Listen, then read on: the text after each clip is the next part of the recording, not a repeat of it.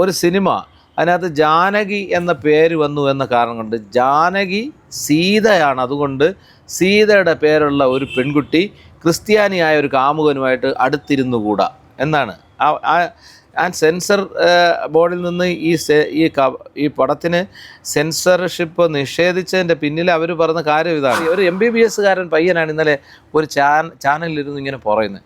അവൻ MBBS കഴിഞ്ഞ് MD കഴിഞ്ഞവൻ പറയാണ് ആൺകുട്ടിയും പെൺകുട്ടിയും കൂടെ ഒരുമിച്ച് തുള്ളാൻ പാടില്ലെന്ന്. അവൻ MBBS MDയും കഴിഞ്ഞു.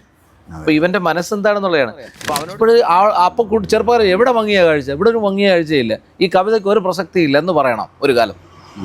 ആ കാലത്ത് നമ്മുടെ നാട് ഗംഭീരമായിരിക്കും. മാത്രം എന്നോട് ഇങ്ങോട്ട് ആവശ്യപ്പെട്ടവരൊക്കെ ഞാൻ അയച്ചു കൊടുത്തിട്ടുണ്ട്, അല്ലാതെ ഞാൻ ഒരാളിനും ഇതുവരെ അയച്ചു കൊടുത്തിട്ടില്ല. ഞാൻ ഒരു അച്ചടി മാധ്യമക്കാരൻ്റെയും പിന്നെ ആർക്കും എന്നിലൊരു അവകാശവും ഇല്ല. നഷ്ടപ്രണയത്തിനോർമ്മ പോലിത്രമേൽ മധുരിക്കുമനുഭൂതി വേറെയുണ്ടോ? മഴ പെയ്തു തോർന്നതിൻ ശേഷമൊരു ചെറുകാറ്റ് കവിളിൽ തലോടും തണുപ്പു പോലെ. നഷ്ടപ്രണയത്തിനോർമ്മ പോൽ ഇത്രമേൽ മധുരിക്കുമനുഭൂതി വേറെയുണ്ടോ?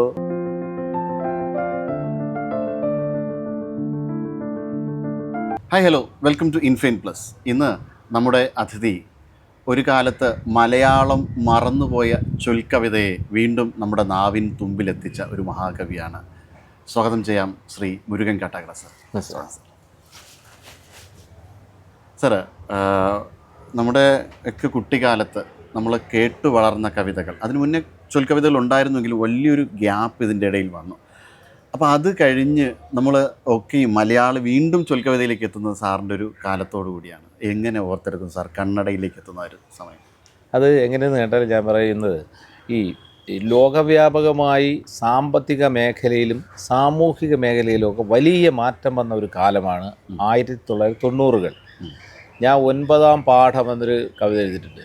പാഠം പഠിച്ചിടാം കൂട്ടുകാരെ, പാഠം മറഞ്ഞു പറമറിഞ്ഞു, പാടുപെട്ടുണ്ണുന്ന കാലവും മാഞ്ഞുപോയി, പാതവക്കത്തെ മരത്തണൽ മാഞ്ഞുപോയി. അങ്ങനെ കുറേ കാര്യങ്ങൾ നമ്മളിൽ നിന്ന് മാഞ്ഞു പോയ ഒരു കാലമാണ് 90-കൾ, 90s. കാരണം ആ കാലത്താണ് ലോകം മുഴുവൻ ഒരൊറ്റ മാർക്കറ്റായി മാറിയത്. അന്നാണ് ആ ഗ്ലോബലൈസേഷൻ എന്ന് പറയുന്ന കൊടുങ്കാറ്റടിച്ചത്. അപ്പോൾ നമ്മളെല്ലാം ഒരു കമ്പോളത്തിൽ എടുത്തെറിയപ്പെട്ടു. അപ്പോൾ ഈ കമ്പോളത്തിൻ്റെ ഭ്രമങ്ങളിൽ എങ്ങനെ പിടിച്ചു നിൽക്കണം എന്നുള്ള രീതിയിൽ വന്നപ്പോൾ ലോകം മുഴുവൻ പോകണം, അവിടെയെല്ലാം പോകണം, അല്ലെങ്കിൽ അവിടെ നിന്ന് വരുന്ന സാധനങ്ങൾ വാങ്ങണം, അതിനെല്ലാം ഇംഗ്ലീഷ് ഒരു മാധ്യമമാകണം, ഇംഗ്ലീഷ് അറിയുക എന്ന് പറയുന്നത് ഇനി ജീവിക്കാൻ നിർബന്ധമായൊരു കാര്യമാണെന്നൊരു തോന്നൽ നമ്മളിലുണ്ടായി. അങ്ങനെ കേരളത്തിൽ വ്യാപകമായി ഇംഗ്ലീഷ് മീഡിയം വിദ്യാഭ്യാസത്തിന് പ്രാധാന്യം കിട്ടി. അങ്ങനെ മലയാള മീഡിയവും മലയാള ഭാഷാ പഠനവും എല്ലാം താഴേക്ക് പോയി. അതിനോടൊപ്പം തന്നെ ആ കാലത്ത് തന്നെയാണ് നമ്മുടെ പാഠ്യപദ്ധതി പരിഷ്കരണം ഉണ്ടാകുന്നത്. ആ പാഠ്യപദ്ധതി പരിഷ്കരണത്തിന് ഒരുപാട് നന്മകളുണ്ടെങ്കിലും പോരായ്മകളുണ്ട്. പ്രത്യേകിച്ചും ഭാഷാ പഠനത്തിൽ വരുത്തിയ മാറ്റങ്ങളിൽ ഒരു പ്രധാനപ്പെട്ട മാറ്റം എന്ന് പറയുന്നത് മലയാളത്തിൽ ഈ കാണാതെ മനഃപ്പാഠം പഠിക്കേണ്ട കാര്യമില്ല എന്ന് വന്നു. അപ്പോൾ ഞാനൊക്കെ കൊച്ചായിരിക്കുമ്പോൾ മനഃപ്പാഠമായി പഠിച്ച കവിതകളാണ് എന്നെ കാവ്യലോകത്തേക്ക് എത്തിച്ചത്. അപ്പോൾ കുട്ടിക്ക് കവിത കാണാതെ പഠിക്കേണ്ട, അത് ഗദ്യരൂപത്തിലുള്ള 1-2 വരി 5 വരി കൊടുക്കും, അതിനെക്കുറിച്ച് ഒരു ആസ്വാദനം എഴുതുക, അല്ലെങ്കിൽ അതിനെക്കുറിച്ച് പോസ്റ്റർ തയ്യാറാക്കുക, ഇങ്ങനെ മാറി. പരീക്ഷ അത് ആ അർത്ഥത്തിൽ കമ്മ്യൂണിക്കേഷന് വേണ്ടിയുള്ള മാധ്യമമായി ഭാഷ മാറി. അപ്പോഴീ കവിതയോട് ഉള്ള താല്പര്യമൊക്കെ പോയി. പിന്നെ ഈ മാത്രമല്ല, നമ്മുടെ മാധ്യമങ്ങൾ, പ്രസിദ്ധീകരണ മാധ്യമങ്ങൾ കവിതയിൽ പുതിയത് എന്ന് പറഞ്ഞിട്ട് ഗദ്യരൂപേണയുള്ള കവികളെയും കവിതയും പ്രോത്സാഹിപ്പിക്കാൻ തുടങ്ങി. പദ്യരൂപത്തിലെഴുതുന്നതെല്ലാം പഴഞ്ചനാണെന്ന് പ്രചരിപ്പിക്കാൻ തുടങ്ങി. അങ്ങനെ വ്യത്യസ്തമായ പ്രശ്നങ്ങൾ വന്നു. അപ്പം മധുസൂദനൻ നായർ സാറിൻ്റെ നാരായണത്വ പ്രാന്തനൊക്കെ നന്നായി കത്തി നിന്നു. പക്ഷേ അതെല്ലാം എരിഞ്ഞടങ്ങി പൂർണ്ണമായി ഇംഗ്ലീഷ് മീഡിയത്തിന് അടിപ്പെട്ട് മലയാളം പഠിക്കുന്നത് പല സ്കൂളുകളും ശിക്ഷാർഹമാക്കിയ കാലത്താണ് ഈ പറഞ്ഞ പോലെ കവിത ആളുകളിൽ നിന്ന് അകന്നുപോയത്. അപ്പോൾ ആ ഒരു ഗ്യാപ്പിലാണ് ഒരു പക്ഷേ ഈ കന്നഡ എന്ന കവിത വീണ്ടും ശക്തമായി കടന്നു വരുന്നത്. ആ അർത്ഥത്തിലാണ് മലയാളിക്ക് കൃത്യമായ ഒരു കാവ്യ അനുശീലനമുണ്ടെന്നും മലയാളിക്കൊരു കാവ്യ ചൊൽ വഴക്കമുണ്ടെന്നും അത് ആസ്വാദനത്തിന് അതിൻ്റേതായ ഒരു തലമുണ്ടെന്നും ഉള്ള ഒരു ധാര നിലനിൽക്കുന്നുണ്ടല്ലോ. അതിനെ വീണ്ടും തട്ടി ഉണർത്താൻ സഹായിച്ച കവിതകൾ എന്നാണ് ഈ കന്നഡ. അതിന് കാരണം ഇതാണ്, ഈ ഗ്യാപ്പ് വരാൻ കാരണം ഈ കമ്പോളത്തിൻ്റെ തള്ളിക്കയറ്റവും ഭാഷയുടെ അധിനിവേശവുമാണ്. ഈ ഇംഗ്ലീഷ് ഭാഷയുടെ അധിനിവേശം പല കവികൾക്കും അതിനെ അതിജീവിക്കാൻ കഴിഞ്ഞില്ല ചൊല്ലലിലൂടെ. നേരത്തെ ചൊല്ലിക്കൊണ്ടിരുന്ന കവികൾക്കും അവിടെ വച്ച് അവസാനിപ്പിക്കേണ്ടി വന്നു. അല്ലെങ്കിൽ അത് അവരുടെ ശബ്ദങ്ങൾ ഫീബിളായി തുടങ്ങി ആ സമയത്ത്. കാരണം കുട്ടികൾക്കൊന്നും ഒരു താല്പര്യമില്ല. കുട്ടി ഇംഗ്ലീഷ് പഠിക്കുക, ഈ ചില സ്കൂളുകളിൽ മലയാളം പറഞ്ഞു കഴിഞ്ഞാൽ കുട്ടിക്ക് കഠിനമായ ശിക്ഷ കിട്ടുന്ന സാഹചര്യം വന്നല്ലോ.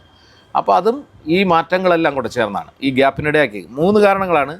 അക്കാഡമിക്കായിട്ടുള്ള മലയാളത്തിലെ അക്കാഡമീഷ്യൻസ്, ബുദ്ധിജീവികൾ മലയാള ഭാഷയെ, സാഹിത്യ, കവിതയെ ഈ ചൊൽവഴക്കങ്ങളിൽ നിന്ന് ബോധപൂർവമായി പിന്നോട്ട് കൊണ്ടുപോയത്.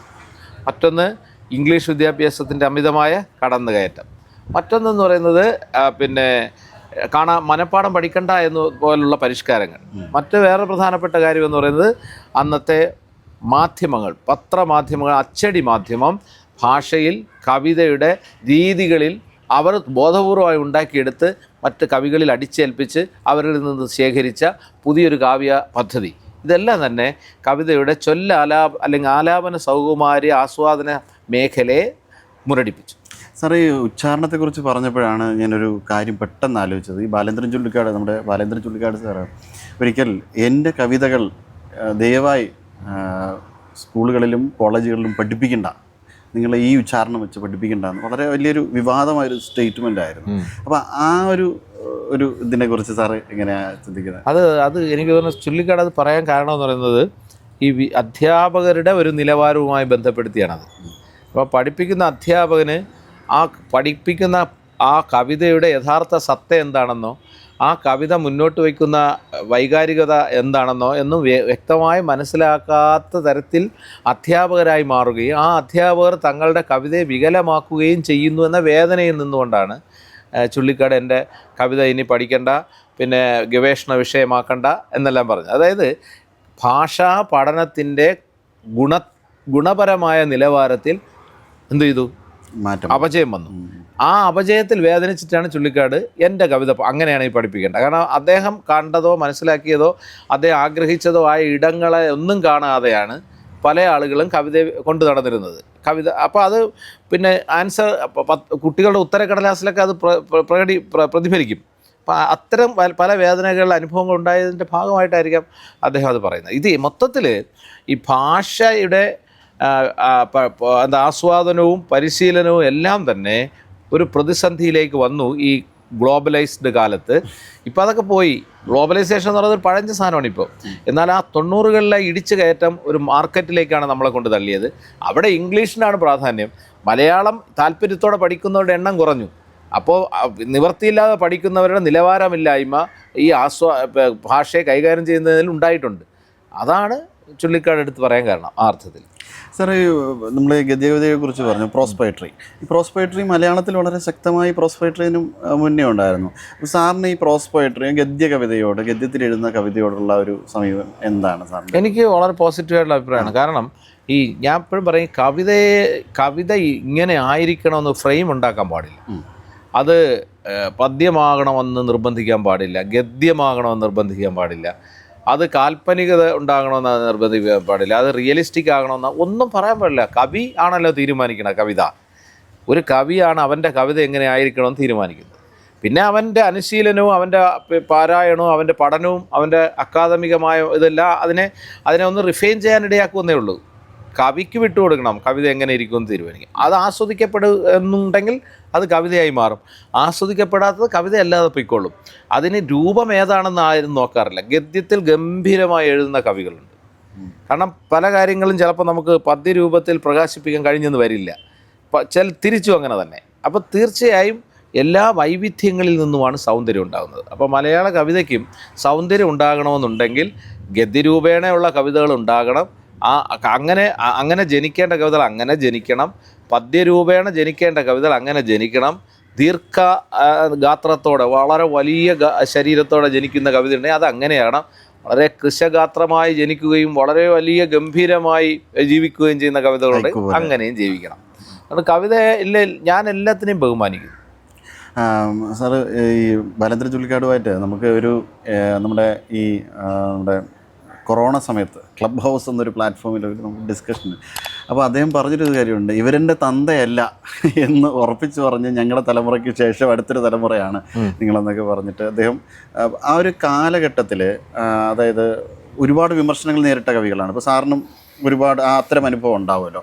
അങ്ങനെ നമുക്ക് ഇത്തരത്തിലൊരു ഒരു കവിയായി അംഗീകരിക്കാത്ത ഒരു ചൊൽക്കവികളെ കവിയായി അംഗീകരിക്കാത്ത ഒരു വിഭാഗമുണ്ട്. അവർ എന്ത് തരം ഒരു സാധ്യതയാണ് സാഹിത്യത്തെ മുന്നോട്ട് വയ്ക്കുന്നത്? അത് സ്വാഭാവികമാണ്. അതെല്ലാ കാലത്തും എല്ലാ കവികളും ഈ പ്രതിസന്ധിയിലൂടെ കടന്നു പോയിട്ടുണ്ട്. ഈ ആദ്യം കവികളെ എന്ത് വില കൊടുത്തും ഏതെങ്കിലും ഒരു കളത്തിൽ പെടുത്താൻ ശ്രമിക്കും. ആ കളത്തിൽപ്പെടുത്തി ആ കളം ദുർബലമാണെന്ന് കാണിച്ച് ആ കവിയെ അങ്ങോട്ട് മാറ്റി നിർത്തും. അത് എല്ലാ കാലത്തുമുള്ള ഒരു സാംസ്കാരിക ഫാസിസത്തിൻ്റെ ഭാഗമാണ്. അത് എല്ലാവരും പറഞ്ഞാൽ ഏറെക്കുറെ പലരും അനുഭവിച്ചിട്ടുണ്ടാകാം. ഇപ്പോൾ ഞാൻ പറയട്ടെ, പൂന്താനം നമ്പൂതിരിയെ എന്താണ് ഒരു കാലത്ത് അദ്ദേഹത്തെ ഭക്തകവി എന്ന് പറഞ്ഞിട്ട് ഒരു ലേബൽ ഒട്ടിച്ചിട്ട് അദ്ദേഹം എന്തെഴുതിയാലും അത് ഭക്തിയെക്കുറിച്ച് ദൈവത്തെക്കുറിച്ചാണെന്ന് പറഞ്ഞ് അയാളെ മെയിൻ സ്ട്രീമിൽ കൊണ്ടുവന്ന് ചർച്ച ചെയ്യേണ്ട കാര്യമില്ല എന്ന ഒരു ബോധം. എന്നിട്ട് ഭക്തകവി എന്നത് ഒരു വലിയ ബഹുമാനമാണെന്ന രീതിയിൽ അദ്ദേഹത്തെ ഒരറ്റത്തേക്ക് ഒതുക്കി. അദ്ദേഹം അന്നത്തെ കടുകട്ടി സംസ്കൃതത്തിൽ എഴുതുന്ന ഒരു കാലത്ത് അദ്ദേഹം സാധാരണ മലയാളിക്ക് മനസ്സിലാകുന്ന രീതിയിൽ ജ്ഞാനപ്പാന പോലുള്ള കൃതികൾ എഴുതി. അതിനകത്ത് ഭക്തിരസത്തെക്കാൾ കൂടുതൽ മനുഷ്യൻ്റെ ജീവിത യാഥാർത്ഥ്യ ബോധം അടങ്ങിയിരിക്കുന്ന കവിതയാണെങ്കിൽ പോലും അതിൻ്റെ ആ ദർശനങ്ങളെ കാണാതെ അദ്ദേഹത്തെ ഒരു കളത്തിപ്പെടുത്തി. അങ്ങനെ ഓരോരുത്തരെയും അങ്ങനെയാണ്, ഓരോ കാലത്ത് ഓരോ കളത്തിപ്പെടുത്തി കഴിയുമെങ്കിൽ അതിനെ അതിജീവിച്ച് നിന്നാലേ അവരെ അംഗീകരിക്കൂ.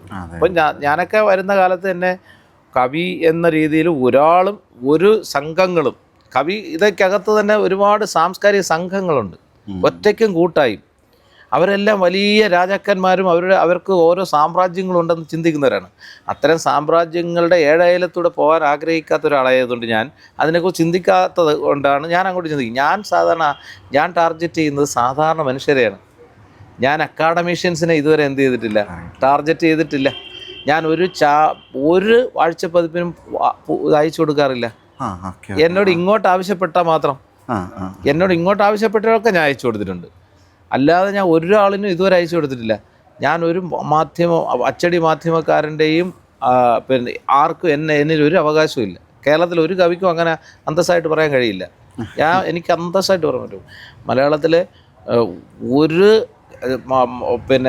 അച്ചടി മാധ്യമക്കാരനും എൻ്റെ ഏറ്റക്കുറച്ചിലുകൾക്ക് യാതൊരു റോളും ഇല്ല. അവർക്ക് എൻ്റെ ആസ്വാദകരും ഞാനും തമ്മിലുള്ള നേരിട്ടുള്ള ബന്ധത്തിൻ്റെ ഇടയിൽ അവർക്ക് ഒരു അവകാശവും അധികാരവും ഇല്ല.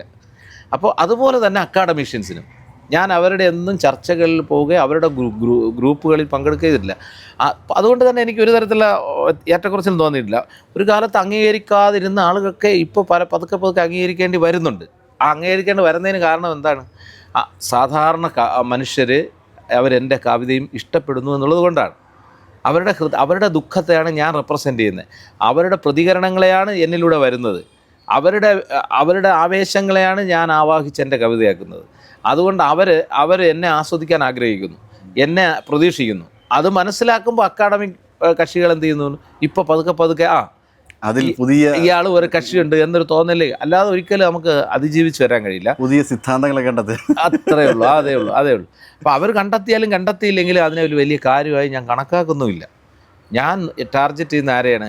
എന്നെപ്പോലെയുള്ള സാധാരണ മലയാളിയുടെ ഹൃദയത്തിൽ എൻ്റെ ഭാഷയെ നിലനിർത്തുകയും ഞാൻ ജീവിച്ചിരിക്കുന്ന കാലഘട്ടത്തിലെ ആകുലതകളെയും ആശങ്കകളെയും കാവ്യാത്മകമായി അവരുടെ ഹൃദയത്തിലേക്ക് സന്നിവേശിപ്പിച്ചു കൊടുക്കുകയും ആ കാര്യങ്ങൾ അവരുടെ ചിന്താമണ്ഡലത്തിൽ മാറ്റങ്ങൾ വരുത്തുക. അവർക്ക് എന്തെങ്കിലും അതിനെ പ്രതികൂലമായോ ചെയ്യാനും ഈ സമൂഹത്തിൽ ഒരു സെക്കൻഡെങ്കിലും അതിനൊരു മുന്നോട്ടുള്ള വളർച്ചയ്ക്ക് അവർക്ക് എന്തെങ്കിലും കോൺട്രിബ്യൂട്ട് ചെയ്യാൻ അവരവരുടെ മേലെ നിന്ന് കഴിയാട്ടെ എന്നുള്ള രീതിയിൽ കവിതയെ ഒരു ഉപകരണമാക്കുന്ന ആളാണ് ഞാൻ. സാഹിത്യകാരനാകുക എന്ന് നിലനിൽക്കുക എന്ന് പറയുന്നത് ഒരു ധീരമായിട്ടുള്ളൊരു നിലപാടുണ്ടെങ്കിൽ ഒരു സാഹിത്യകാരനാകുക എന്ന് പറഞ്ഞു കഴിഞ്ഞാൽ ഒരു ധീരമായ നിലപാടുണ്ടെങ്കിൽ മാത്രമേ പിടിച്ചു നിൽക്കാൻ കുഞ്ചൻ നമ്പ്യാർ പോലെ അല്ലെങ്കിൽ നമ്മുടെ ആ സാമ്പ്രദായിക മലയാളത്തിലെ എക്കാലത്തെയും മികച്ച കവികളുടെ ഒരു നിര എടുത്തു നോക്കിക്കഴിഞ്ഞാൽ, ജനകീയ കവികളുടെ നിര എടുത്തു നോക്കിയാൽ ഈ ഒരു സ്ട്രഗിൾ അവരിലും നമുക്ക് ഉറപ്പായിട്ടുണ്ട്. ഇപ്പം എനിക്കറിയാം, ഞാനിങ്ങനെ കവിത ചൊല്ലി വരുന്ന കാലഘട്ടത്തിലെ പ്രധാനപ്പെട്ട വേദികളിലൊന്നും ഒരു കവികൾക്ക് അല്ലെങ്കിൽ അക്കാഡമിക് ബോധമുള്ള ആളുകൾക്ക് പ്രാധാന്യമുള്ള ഒരു മേഖലകളിലേക്കും ഞാൻ പ്രവേശിച്ചിട്ടേ ഇല്ല. ഞാൻ പ്രവേശിക്കാൻ താല്പര്യം കാണിക്കാറില്ല. അങ്ങനെ അവരാരും തന്നെ നമ്മളൊരിക്കലും അങ്ങോട്ട് ആ ഏരിയയിലോട്ട് നമ്മളെ പ്രൊമോട്ട് ചെയ്തിട്ടും ഇല്ല, പ്രൊമോട്ട് ചെയ്യാൻ ആഗ്രഹിച്ചിട്ടില്ലെങ്കിൽ പോലും. പക്ഷേ അതിനുശേഷം സംഭവിച്ചത് എന്താണെന്ന് കേട്ടാൽ ഈ സാധാരണ ജനം അവരെ കൊണ്ട് എന്ത് ചെയ്യേണ്ടി വരികയാണ് ചെയ്യുന്നത്. അവർക്ക് ഉദാഹരണത്തിന് ഇപ്പം നമ്മളിപ്പോൾ ഒരു കവി സദസ്സിൽ ചെല്ലുന്നു, ഞാനാകാനല്ലേ കഴിയും. അപ്പോൾ തീർച്ചയായും ഞാൻ കവിത ചൊല്ലും. അപ്പോൾ തീർച്ചയായും ഈ വന്നിരുന്ന ആളുകളിൽ ചലനം ഉണ്ടാകും. അപ്പോൾ ഈ ചലനം ചില ആളുകൾക്ക് അസ്വസ്ഥത ഉണ്ടാക്കും. നമ്മൾ വലിയ മഹാന്മാരെന്ന് പറഞ്ഞ് കാണുന്ന പല കവികൾക്ക് ഈ അസ്വസ്ഥതയുണ്ട്. അവർ നേരിട്ട് പ്രകടിപ്പിക്കില്ല, അവർ വേറെ അളവിൽ അത് പ്രകടിപ്പിക്കൊണ്ടേയിരിക്കും. അത് അതിൻ്റെ ഒരു അക്യൂമുലേറ്റഡ് ഇമ്പാക്റ്റ് നമ്മളിൽ വരും. പക്ഷേ അപ്പോൾ വരുമ്പോഴും നമ്മുടെ റിസോഴ്സ് അവരല്ല, നമ്മുടെ റിസോഴ്സ് സൊസൈറ്റിയാണ്, നമ്മുടെ സാധാരണ മനുഷ്യരാണ്. എനിക്കും കവിത വേണം, എൻ്റെ ഭാഷയിലെ കവിത എനിക്കും ചൊല്ലണം, എൻ്റെ ദുഃഖത്തിലോ ഏകാന്തതയിലോ എനിക്കും ഒരു വരി കൂടെ കൊണ്ട് നടക്കണമെന്ന് ആഗ്രഹിക്കുന്ന സാധാരണ മനുഷ്യരുണ്ട്. അവരാണ് എൻ്റെ ആളുകൾ. അതുകൊണ്ട് എന്നെ സംബന്ധിച്ച് അത് എന്നെ ബാധിക്കില്ല, ഇവരുടെ ആലഭാരങ്ങൾ ബാധിക്കില്ല. ആ ഒരു ധൈര്യവും ആ ഒരു മനക്കെട്ടിയും കൊണ്ട് മാത്രം മലയാള കവിതയിൽ കുറച്ച് കവിതകളെ ഞാൻ എഴുതിയിട്ടുണ്ട്. പക്ഷേ ഞാൻ എഴുതി ഒരു പുസ്തകം എന്ന് പറഞ്ഞാൽ ഞാൻ ഒരു 14-15 വർഷത്തിന് മുമ്പ് ഞാൻ ഒരു ചെറിയ പുസ്തകം ഇറക്കി, DC ബുക്സ്, മുരുകൻ കാട്ടാക്കടയുടെ കവിതകൾ. ഇപ്പോൾ 24 എഡിഷനായി. അപ്പോൾ ആ ഒറ്റ പുസ്തകമേ ഇറക്കിയിട്ടുള്ളൂ. ഞാൻ ആകെ ഒരു 40-50 കവിത മാത്രമേ ഞാൻ ഇറക്കിയിട്ടുള്ളൂ. അപ്പോൾ എന്നാലും 50,000 കവിത എഴുതിയ കവികളുടെ കൂട്ടത്തിൽ ആളുകൾ എന്നെയും എന്തായി കാണുന്നു? കവിയായിട്ട് കാണുന്നുണ്ട്. ഈ 50,000 കവിത എഴുതിയ ഞാൻ അഹങ്കാരത്തോടെ പറയണം, 50,000 കവിത എഴുതിയ ആളിൻ്റെ ഒരു വാക്കുപോലും സാധാരണ മനുഷ്യൻ്റെ ഹൃദയത്തിലില്ല. അത് ലൈബ്രറി ഷെൽഫുകളിലുണ്ട്, അത് അവിടെ തന്നെ ഉണ്ട്. അത് വല്ല അക്കാഡമികളെയും സ്വാധീനിച്ച് പഠിക്കാൻ വയ്ക്കുമ്പോൾ കുറച്ച് അക്കാഡമി കുട്ടികൾ പഠിക്കുന്നുമുണ്ട്. അല്ലാതെ ഒരു ചലനവും ഈ സമൂഹത്തിൽ അവരുടെ വാക്കുകൊണ്ട് സംഭവിക്കുന്നില്ല. എല്ലാവരുടെയും കാര്യമല്ലേ പറയുന്നത്. അതുകൊണ്ട് 50 കവിത കൊണ്ട് മുന്നോട്ട് പോകുന്ന ആളാണ് ഞാനിപ്പോഴും. ഒരു 10-30 വർഷമായിട്ടെ വെറും 50-48 കവിത കൊണ്ട് മര്യാദയ്ക്ക് മുന്നോട്ട് പോകുന്ന ആളാണ് ഞാൻ.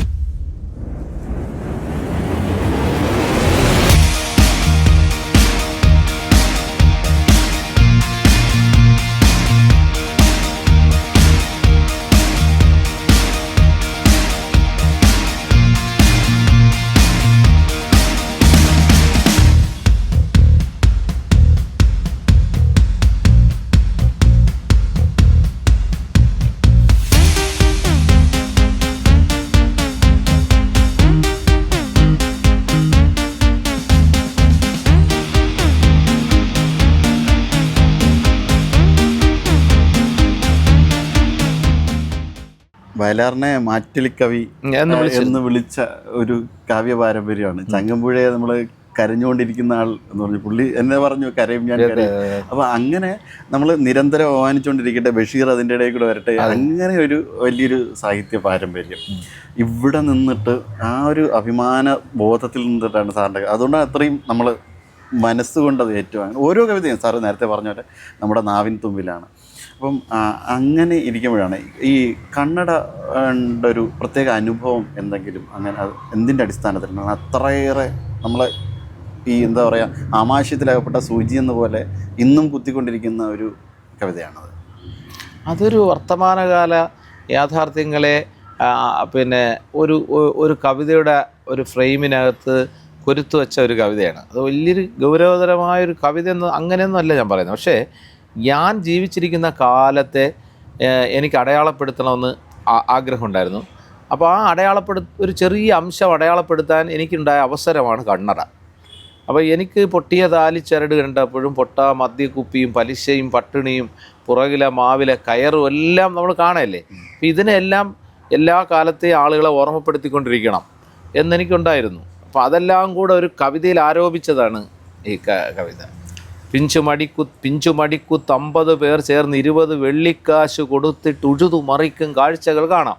ഞാൻ ജീവിച്ചിരിക്കുന്ന കാലം എനിക്കിഷ്ടമില്ലാത്ത കാഴ്ചകൾ, മങ്ങിയ കാഴ്ചകൾ, ആ കാഴ്ചകളെ ഞാൻ അതേ സമാന ഹൃദയർക്കും അങ്ങനെ ഒരു ചിന്ത ഉണ്ടാകും. അതിനൊരു കവിതയിലേക്ക് കൊണ്ടുവന്നതാണ്. ഈ ജീവിച്ചിരിക്കുന്ന കാലത്തെ അടയാളപ്പെടുത്തിയതാണ് ആ കവിത. അതിൽ കൂടുതൽ വലിയ ഒരു വലിയ ഒരു ഫിലോസഫിക്കൽ തലമൊന്നും അതിനകത്തില്ല. പക്ഷേ എല്ലാ കാലത്തും സമൂഹം ചില കാര്യത്തെ നമ്മൾ ഈ ഉണർത്തുപാട്ടെന്ന് പറയുന്നതിനെ നമ്മൾ ഉറങ്ങുന്ന സൊസൈറ്റിയെ നമ്മൾ എന്ത് ചെയ്യണം, ഈ ഉണർത്താൻ വേണ്ടി നമ്മൾ ചില കാര്യങ്ങൾ പാടിക്കൊണ്ടേയിരിക്കണം. അപ്പോൾ അതാണിത്, ഈ ഡിസ്റ്റർബൻസ് ഉണ്ടാക്കിക്കൊണ്ടേയിരിക്കണം അവരെ. അപ്പോൾ അത് അല്ല, ശരിയാണ് കേട്ടോ, ശരിയാണ്, അതങ്ങനെയാണ്, അതങ്ങനെ. അപ്പോൾ അതിൽ എനിക്ക് എൻ്റേതായ എന്തെങ്കിലും റോളുണ്ടോ എന്നൊരു ചിന്ത ഉണ്ടാവും. ഈ ക്ലാസിക് കാലഘട്ടം, ഇപ്പം സാറ് പറഞ്ഞു വലിയ ഗൗരവതരം വലിയ വിഷയങ്ങളൊന്നും ഇല്ല എന്ന്. പക്ഷേ ഇന്നും അതൊരു ക്ലാസിക് കവിത, എല്ലാ കാലത്തും ഒരു ക്ലാസിക് കവിതയെ നിലനിൽക്കാൻ സാധ്യതയുള്ളൂ. കാരണം മനുഷ്യരുടെ പ്രശ്നങ്ങളെ, ഒട്ടനവധി പ്രശ്നങ്ങളെ ഒരുമിച്ച് കൂട്ടിച്ചേർത്ത് നമ്മുടെ മുന്നിലേക്ക് വെച്ച് നിങ്ങളുടെ മുന്നിലെ സാധ്യത ഇതാണെന്ന് പറഞ്ഞ് മനസ്സിലാക്കി തരുന്നുണ്ട്. അപ്പോൾ അത്തരത്തിൽ ഒരു നേരിട്ട് കണ്ട എന്തെങ്കിലും അനുഭവം ഈ കവിത ധാരാളമുണ്ട്. നേരത്തെ എന്ന് പറഞ്ഞാൽ ഞാനതൊരു ഇമ്മീഡിയറ്റ്, ഞാൻ പറഞ്ഞില്ലേ, അതിന് ഓരോ കവിതയും പെട്ടെന്ന് ഒരുപാട് കാലം നമ്മുടെ മനസ്സിൽ കിടക്കും. ഏതെങ്കിലും ഒരു പ്രത്യേക ഒരു ഇമ്മീഡിയറ്റ് കോസ് ഉണ്ടാവും ഇത് പുറത്തേക്ക് വരാൻ. പെട്ടെന്നുണ്ടായ കാരണം നമ്മൾ പറയില്ല, അതുണ്ടാവും. അനേകം കാര്യങ്ങൾ ചേർന്നായിരിക്കും ഇത് രൂപം കൊള്ളുന്നത്. പക്ഷേ ഒരു ഇമ്മീഡിയറ്റ് കോസ് ഉണ്ടാകുമ്പോൾ അത് പെട്ടെന്ന്. അപ്പോൾ അങ്ങനെ വരികയാണെങ്കിൽ അതിനകത്ത് ഞാൻ പറയുന്നത്, ഈ വർഷങ്ങൾക്ക് മുമ്പ് ഈ കണ്ണൂരിൽ നടന്നൊരു രാഷ്ട്രീയ കലാപത്തിലെ ഈ കാല് തെറിച്ചു പോയ അഷ്ണ എന്ന് പറയുന്നൊരു കുട്ടി, അവൾ പിന്നെ ഡോക്ടറൊക്കെ ആയി, ഇപ്പോൾ എവിടെയാണെന്ന് എനിക്കറിയില്ല. ആ കുട്ടിയുടെ കാലിങ്ങനെ തെറിച്ചു പോയ വാർത്ത ഞാൻ രാവിലെ സ്കൂളിൽ പോകുന്നതിന് മുമ്പ് കണ്ടു, ദൂരദർശനിൽ. അപ്പോൾ ഈ കാല് തെറിച്ച് കിടക്കുന്നതും കാണിക്കുന്നുണ്ട്, ഈ കുട്ടിയും കാണിക്കുന്നു, ആളുകൾ ഓടുന്നതും പിടിക്കുന്നതും. അപ്പോൾ ഈ കാല് വെച്ച്, ആ കാലും കൊണ്ടുപോയിരുന്നു, പക്ഷേ എന്ത് ചെയ്യാൻ കഴിഞ്ഞില്ല, ആ കാല് വെച്ച് പിടിപ്പിക്കാൻ കഴിഞ്ഞില്ല. അപ്പോൾ അത് പൊട്ടിയ താലിച്ചരട് അല്ല, അതിനകത്ത് ആ വരിയുണ്ട്, പന്നിവെടി പുക പൊന്തും തെരുവിൽ പാതിക്കാൽ വിറ കൊള്ളുന്നത് കാണാം എന്ന്. അത് ആ ദിവസമാണ് ഞാൻ പക്ഷേ സത്യത്തിൽ ഈ കവിത എഴുതാൻ തുടങ്ങുന്നത്.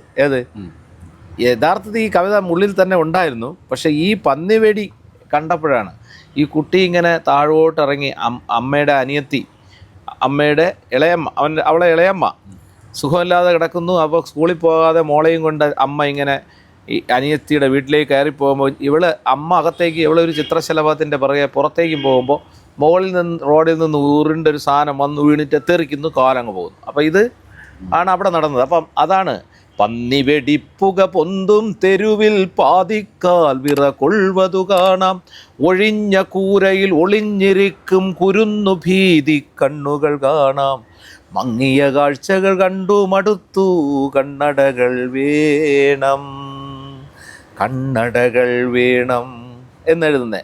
അപ്പോൾ അവിടെയാണ് എല്ലാവർക്കും തിമിരം, നമ്മൾക്ക് എല്ലാവർക്കും തിമിരം, മങ്ങിയ കാഴ്ചകൾ കണ്ടു മടുത്തു കണ്ണടകൾ വേണം എന്നെഴുതുന്നത്.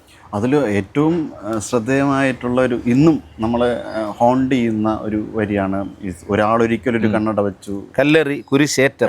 അതായത് കാലഘട്ടങ്ങൾ, ഓരോ കാലത്തും കൊള്ളാവുന്ന കാര്യം പറഞ്ഞുകൊണ്ട് കൊള്ളാവുന്ന മനുഷ്യരുണ്ടാവാറുണ്ട്. അവർ സൊസൈറ്റി ഇങ്ങനെ പോയാൽ പോരാ, മനുഷ്യർ കുറച്ചുകൂടെ നല്ല മനുഷ്യരാകണം. അതിനിതാ ഇപ്പോൾ പൊയ്ക്കൊണ്ടിരിക്കുന്ന ഈ ഡീവിയേഷൻസിൽ നിന്ന് കുറച്ചുകൂടെ മാറി ചിന്തിക്കണം.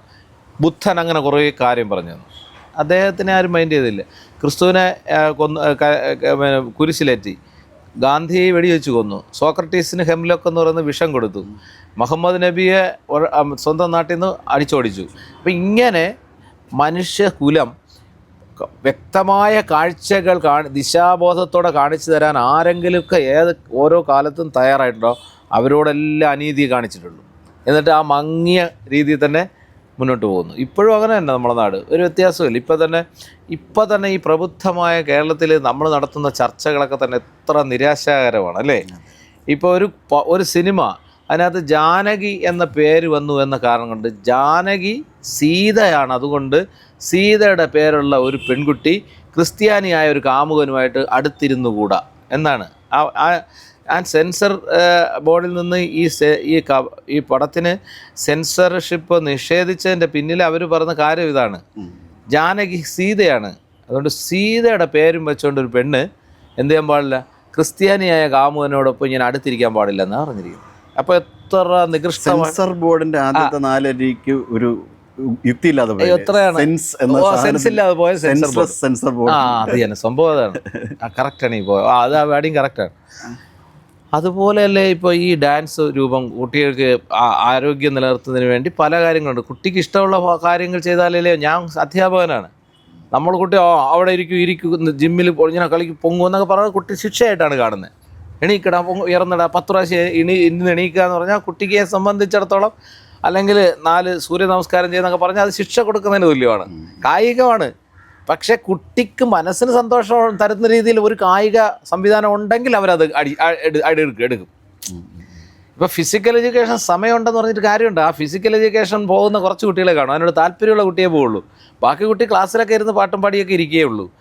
ഇത് കോമൺ ആയിട്ട് എല്ലാ കുട്ടിക്കും മാനസികാരോഗ്യം കിട്ടുന്ന രീതിയിൽ കേരള സർക്കാർ അതിനെ മക്കൾക്ക് ചൈൽഡ് ഓറിയൻറ്റഡ് ആയിട്ടുള്ള, ചൈൽഡ് സെൻറ്റേഡ് ആയിട്ടുള്ളൊരു, അതായത് പാട്ടും കളിയും സന്തോഷവും എല്ലാം കൂടെ കലർന്ന ഒരു എക്സസൈസ് എന്ന രീതിയിൽ ഒരു കാര്യം കൊണ്ടുവന്നപ്പോഴേ അതിനെ തന്നെ നമ്മളെ മനുഷ്യരെങ്ങനെ, അതാണ് മങ്ങിയ കാഴ്ച. അതിനെ എങ്ങനെയാണ് നമ്മൾ കാണുന്നത്? നല്ല കോട്ടൺ സൂട്ട് ഒരു MBBS കാരൻ പയ്യനാണ് ഇന്നലെ ഒരു ചാനലിലിരുന്ന് ഇങ്ങനെ പറയുന്നത്.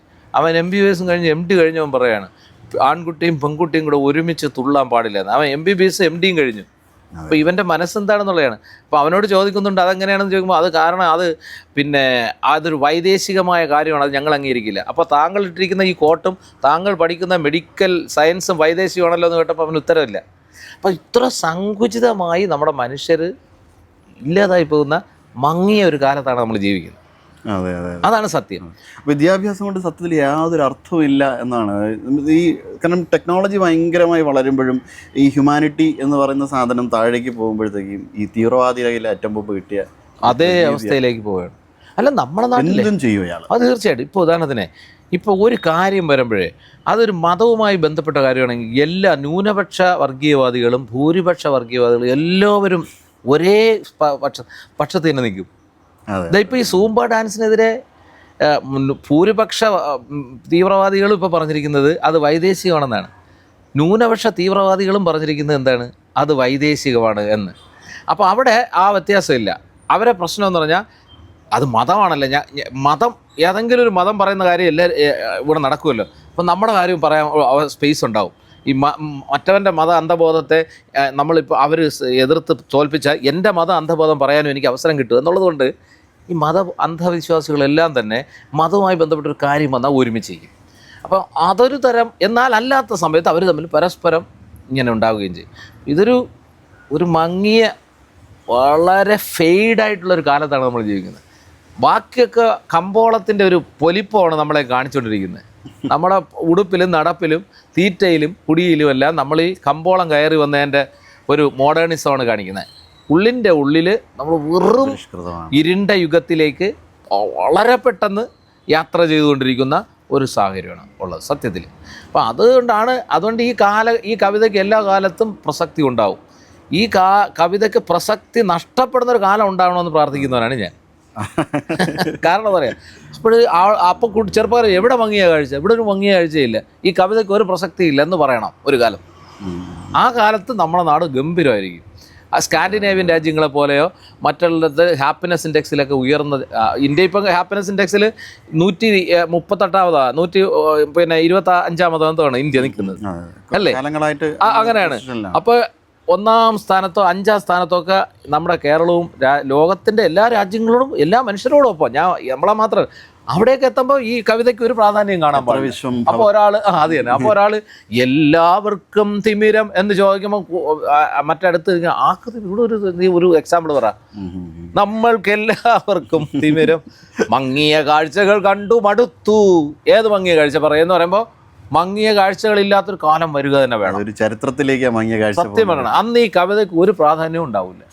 അങ്ങനെ ഉണ്ടാവട്ടെ എന്നാണ്. അവിടെ നിന്ന് നമ്മൾ ബാഗ്ദാദിലേക്ക് വന്നു കഴിഞ്ഞാൽ ഇപ്പോഴും ബാഗ്ദാദും യുദ്ധവും ഒക്കെയും ഇന്നും മനുഷ്യൻ്റെ ഒരു ഇതിൽ സ്നേഹം ഒരു ദുർബലമായ എന്താ പറയുക വികാരവും അതിനപ്പുറം നിൽക്കുന്നത് വെറുപ്പ് എന്ന വികാരത്തിനാണ് കൂടുതൽ ശക്തി എന്ന് പറയുന്നത് എല്ലാ കാലത്തും ഈ കാലത്തും ഉണ്ട്. അപ്പോൾ ആ ഒരു ഇത് ഈ കവിത എങ്ങനെ അത് സംഭവം ഭയങ്കരമാണ് കേട്ടോ. അതായത് മനുഷ്യർ കൂടുതൽ മനുഷ്യരാകും തോറും അക്രമാസക്തിയും യുദ്ധക്കൊതിയും കുറയുമെന്നാണ് നരവംശാസ്ത്രം പറയുന്നത്. മനുഷ്യൻ കൂടുതൽ ബെറ്റർ ഹ്യൂമൻ ബീയിങ് ആകും തോറും ഇങ്ങനെയുള്ള വെറുപ്പുകളെല്ലാം പക്ഷേ അങ്ങനെയല്ലേ നമ്മൾ കാണുന്നത്. അതിപ്പോൾ അങ്ങനെയാണ് കാണുന്നത്. മനുഷ്യൻ കൂടുതൽ മനുഷ്യനാണെന്ന് വെറുതെ പ്രകടിപ്പിക്കും തോറും അവൻ്റെ യുദ്ധ ആസക്തി, അക്രമബോധവും വെറുപ്പും വിദ്വേഷവും അവൻ കൂട്ടിക്കൊണ്ടേ വരികയാണ്, അല്ലേ? അതെ. അതാണ് സംഭവിക്കുന്നത്. അതെങ്ങനെയാണ് സംഭവിക്കുന്നത്? ഈ ഗാസയിലൊക്കെ ഈ കുട്ടികളെയെല്ലാം ഇങ്ങനെ ഉന്മൂലനം ചെയ്യുന്നതിന് ഒരു മടിയും കാണിക്കുന്നില്ല ആരും. അതാണ്. അപ്പോൾ എല്ലാവരും, നമ്മളെല്ലാവരും ഒളിഞ്ഞും തെളിഞ്ഞും മിണ്ടാൻ നിന്നു കൊടുക്കുന്നു. അതങ്ങനെ തീരട്ടെ. അപ്പോൾ ഇത് ഇങ്ങനെ ലോകം മുഴുവൻ, അതിന് അങ്ങോട്ടും ഇങ്ങോട്ടും ഉണ്ട് കേട്ടോ. അങ്ങോട്ട് മാത്രമല്ല, ഒരു വൺ സൈഡഡ് അല്ല, അപ്പുറത്തും ഇപ്പുറവും എല്ലാം ഉണ്ട്. ക്രൂരതയുടെ ഏറ്റക്കുറച്ചിലേ ഉള്ളൂ, വെറുപ്പിൻ്റെ അളവിലുള്ള ഏറ്റക്കുറച്ചിൽ അങ്ങോട്ടും ഇങ്ങോട്ടും. അപ്പം മനുഷ്യൻ ഇങ്ങനെ യുദ്ധ കൊതി കൊണ്ടും പിടിച്ചടക്കലിൻ്റെ ഫിലോസഫികൾക്ക് പ്രാധാന്യം കൂടുന്നത് കൊണ്ടും മനുഷ്യർ കൂടുതൽ യുദ്ധവെറിയന്മാരായി വന്നുകൊണ്ടിരിക്കുന്ന കാലത്താണ് ഈ ബാഗ്ദാദ് എഴുതുന്നത്. ബാഗ്ദാദ് ഞാനാണെങ്കിൽ കുട്ടിക്കാലത്തൊക്കെ പുസ്തകം വായിക്കുമായിരുന്നു. ഇന്നൊക്കെ കുറവാണ്. അന്നൊക്കെ വായിക്കുമ്പോൾ ഏറ്റവും കൂടുതൽ വായിച്ചിട്ടുള്ള കഥകൾ ഈ മിയാൻ ദാദ് എന്നൊക്കെ പറഞ്ഞ ഈ 1001 രാവുകളും ഈ അറബി കഥകളിലെ ഇത് കാര്യങ്ങളും വിക്രമാദിത്യ കഥകളൊക്കെ അല്ലേ ഞാനൊക്കെ കുഞ്ഞായിരിക്കും വാദിക്കും. ദേശമൊക്കെ ആ പ്രദേശത്ത് അതെ, അത് രണ്ടും ബിബിളിക്കലായിട്ടും രണ്ട് രീതിയിലും വരുന്ന പ്രദേശങ്ങളാണ്. അപ്പോൾ ഇവിടെ എന്താണ് സംഭവിക്കുന്നതെന്ന് കേട്ടാൽ, നമ്മൾ അന്ന് സ്വപ്നം കണ്ട ഒരു അറബി നാടും ഒരു സ്വർഗമൊക്കെ ഉണ്ട് എന്ന് പറഞ്ഞാൽ നാട്ടിലെ ഒരു നന്മയുടെ ഒരു ആ ബാഗ്ദാദും അതിൽ വായിച്ച ബാഗ്ദാദും ഇപ്പോഴത്തെ ബാഗ്ദാദ് കിടക്കുന്നതും തമ്മിലുള്ള വ്യത്യാസം വെച്ചിട്ടാണ് ഞാൻ ആ കവിത എഴുതാനിടയായത്. ആ യുദ്ധകാലത്തെ ഇറാഖിൽ നടന്ന യുദ്ധം, അത് എല്ലാ കാലത്തും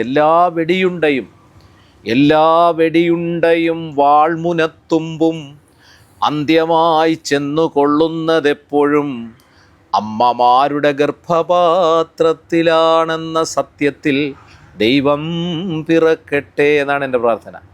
എല്ലാ വെടിയുണ്ടയും ആത്യന്തികമായി ചെന്ന് കൊള്ളുന്ന ഒരു അമ്മയുടെ ഗർഭപാത്രത്തിലാണ്, അല്ലേ? അപ്പോൾ ആ സത്യം തിരിച്ചറിയുന്ന ഒരു കാലം മനുഷ്യന് ഉണ്ടാവുക തന്നെ ചെയ്യും. മഹാഭാരത യുദ്ധം കഴിയുമ്പോൾ പരീക്ഷത്തിൻ്റെ ഗർഭം ധരിച്ചിരിക്കുന്ന സുഭദ്രയുടെ ഇതിലേക്ക് അശ്വത്ഥാമാവിൻ്റെ അതന്നെ അതുപോലെ തന്നെ ഒരു നിലവിളി യുദ്ധമുഖത്ത് നിന്ന് വരുമ്പോൾ ഒരു അമ്മയുടെ ഗർഭപാത്രം ആണ് പൊട്ടുന്നത്. എവിടെയോ ഒരു നിലവിളി യുദ്ധകളത്തിൽ വീഴുമ്പോൾ. അപ്പോൾ അതുകൊണ്ട് ഇത് മനസ്സിലാക്കാതെ മനുഷ്യൻ ഇങ്ങനെ വല്ലാതെ പോകുന്നു. അപ്പോൾ ഈ പറയുന്നത് ആ ഒരർത്ഥത്തിൽ ഈ പറയുമ്പോൾ പിന്നെ ടാഗോറിൻ്റെയൊക്കെ വിശ്വഭാരതി എന്ന് പറയുന്ന സങ്കല്പം ഉണ്ടല്ലോ, അത് വിശ്വം നീടം. അപ്പം ഇത്തരത്തിൽ നമ്മൾ ആ സാറിൻ്റെ കവിതയൊരു പ്രത്യേകത നമുക്ക് കിട്ടിയൊരു ഒരു 50 കവിതകളെ എഴുതിയിട്ടുള്ളൂ എങ്കിലും അത് നമ്മുടെ ഒരു കുഞ്ഞ് ജനിക്കുന്നത് മുതൽ അവൻ്റെ അന്ത്യം വരെയുള്ള എല്ലാ വികാരങ്ങളെയും അത് സ്പർശിച്ചു പോകുന്നതാണ്. അവിടുന്ന് പ്രണയത്തിലേക്ക് വരുമ്പോൾ രേണുക ഭ്രമമാണ് പ്രണയം, ഭ്രമം വാക്കിൻ്റെ വിരുദിനാൽ പണിതീർത്ത സ്ഫടിക സൗധം എന്ന് പറയുമ്പോഴത്തേക്കും ശരിക്കും നമ്മൾ വാക്കുകൾ കൊണ്ട് മാത്രമാണ് പ്രണയിച്ചത്, അതിൻ്റെ ഉള്ളിലേക്ക് ഒരു വരി പോലും നമ്മൾ എഴുതി ചേർത്തില്ല എന്ന് നമ്മളെ വല്ലാതെ ഹോണ്ട് ചെയ്യുന്നുണ്ട്. അത് തീർച്ചയായിട്ടും അതൊക്കെ തന്നെ ഈ പ്രണയബോധം പലതരത്തിലുണ്ട് കേട്ടോ. നമ്മളെ കുഞ്ഞുങ്ങൾ അത് രണ്ടും അറിഞ്ഞിരിക്കണം. നല്ല പവിത്രമായ അനുഭൂതി എന്ന അർത്ഥത്തിലുള്ള അലൗകികമായ പ്രണയബോധമുണ്ട്, എന്നാൽ ഇൻഫാക്ച്വേഷനും ഉണ്ട്. പല ഇൻഫാക്ച്വേഷനുകളെയും ഭ്രമങ്ങളെയുമാണ് പ്രണയമായി തെറ്റിദ്ധരിക്കുന്നത് കൊണ്ടാണ് ഈ പ്രണയം തെറ്റിദ്ധരിക്കപ്പെടുന്നത്. ഇപ്പോൾ നടക്കുന്ന ഈ ദുരന്തങ്ങളുടെ ഒന്നും കാരണക്കാരൻ പ്രണയമോ പ്രണയ നഷ്ടമോ അല്ല, എന്നാൽ ഇൻഫാക്ച്വേഷനാണ് അതിന് കാരണക്കാരൻ. അപ്പോൾ ഈ ഇൻഫാക്ച്വേഷൻ എന്ന് പറയുന്ന പ്രച്ഛന്ന വേഷധാരിയെ പ്രണയമായി തെറ്റിദ്ധരിക്കുകയും പ്രണയം മഹാമോശമാണെന്ന് പറയുകയും ചെയ്യുന്ന സാഹചര്യമാണ് നമുക്കിവിടെ ഉള്ളത്. അപ്പോൾ ഈ രണ്ട് കാര്യങ്ങളെയും ഉൾക്കൊള്ളുന്ന ഒരു കവിതയാണ് രേണു. ഒരു മാരീചനായിരുന്നു പ്രണയം. ഇപ്പം നമ്മൾ പ്രണയത്തിൻ്റെ പേരിൽ നടക്കുന്ന എല്ലാ ദുഃഖങ്ങൾക്കും കാരണം പ്രണയമല്ല, ഈ മാരീച പ്രണയമാണ്. അതായത് ഇൻഫാക്ച്വേഷനാണ്, ഭ്രമത്തെയാണ്. അതാണ് ഭ്രമമാണു പ്രണയം, ഭ്രമമാണു പ്രണയം വെറും ഭ്രമം, വാക്കിൻ്റെ വിരുദിനാൽ തീർക്കുന്ന സ്ഫടിക സൗധം. ഭ്രമമാണ് പ്രണയം വെറും ഭ്രമം, വാക്കിൻ്റെ വിരുദിനാൽ തീർക്കുന്ന സ്ഫടിക സൗധം. അങ്ങനെ ഞാൻ പറയാൻ കാരണം എപ്പോഴോ തട്ടി തകർന്നു വീഴുന്നു നാം, നഷ്ടങ്ങൾ അറിയാതെ നഷ്ടപ്പെടുന്നു നാം എന്നാണ്. അതിൻ്റെ ഏറ്റവും അവസാനത്തിലേക്ക് കിടക്കുമ്പോൾ അതൊന്ന് ജസ്റ്റ് സന്ധ്യയും മഞ്ഞു നിഴൽ മങ്ങി നോവിൻ്റെ മൂകാന്ധകാരം കനക്കുന്ന രാവതിൽ മുന്നിൽ രൂപങ്ങൾ ഇല്ലാ കനങ്ങളായി നമ്മൾ നിന്നു നിശബ്ദ ശബ്ദങ്ങളായി. പകലു പറ്റി കടന്നുപോയി കാലവും പ്രണയമൂറ്റി ചിരിപ്പുര ഉദ്രങ്ങളും പുറകിലാരോ വിളിച്ചതായി തോന്നിയോ, പ്രണയം അരുതെന്നുരച്ചതായി തോന്നിയോ. ദുരിതമോഹങ്ങൾക്കു മുകളിൽ നിന്നൊറ്റയ്ക്ക് ചിതറി വീഴുന്നതിൻ മുൻപൽപ്പമാത്രയിൽ ക്ഷണികമായെങ്കിലും നാം കണ്ട കനവിൻ്റെ മധുരം മിഴിപ്പൂ നനച്ചുവോരെണുകേ എന്നാണ്. ഒരു പുഞ്ചിരി അല്ലെങ്കിൽ നഷ്ടപ്രണയമാണ് ഏറ്റവും ഗംഭീരമെന്ന് നമ്മളെ കുട്ടികൾ തിരിച്ചറിഞ്ഞാൽ ഈ പ്രശ്നങ്ങളൊന്നും ഉണ്ടാവില്ല. പ്രണയനഷ്ടം പോലെ സൗന്ദര്യമുള്ളൊരു ജീവിത വൈകാരിക അനുഭൂതി വേറെ ഇല്ല. പ്രണയം നഷ്ടം കൊന്നുകൊണ്ട് തീർക്കുന്ന ഒരവസ്ഥ, അതാണ് പ്രണയ ആരോഗ്യമില്ലായ്മ എന്ന് പറയുന്നത്. അതിന് കാരണം നമ്മുടെ കുഞ്ഞുങ്ങൾക്ക് പ്രണയ ആരോഗ്യമില്ലാതെ പോയിരിക്കുന്നു.